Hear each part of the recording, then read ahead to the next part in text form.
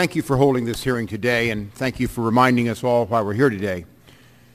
It gives me no joy to have joined you in calling this hearing. We were faced with an unenviable choice: allow a strenuous challenge to the Mitchell Report to stand without review, or open ourselves up to criticism that we're grandstanding, that we're acting like self-appointed prosecutors trying the claims of that report.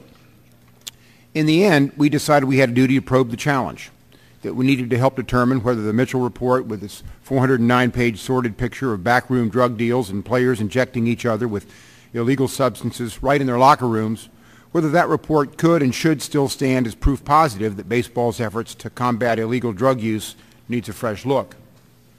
Our hearing yesterday was a helpful reminder of the importance of our work.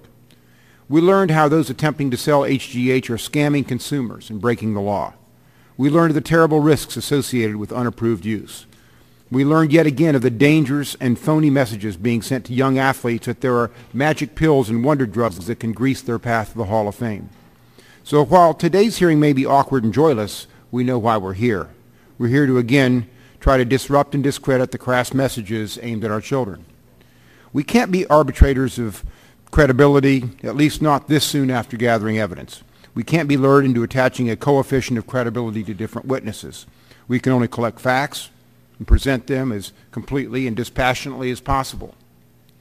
Today we'll let the American people judge who's to be believed in this unfortunate battle of wills, memories, and reputations. Coming into today's hearing, we have before us two very different stories. They're in many ways incompatible. Someone's lying in spectacular fashion about the ultimate question.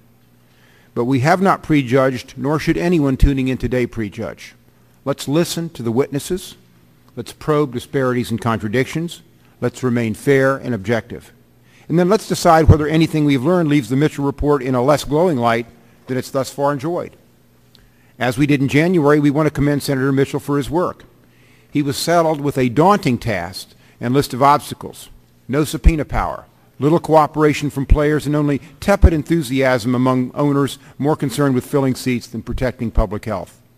He produced a sober, even-handed document whose factual assertions, with little exception, have remained unchallenged.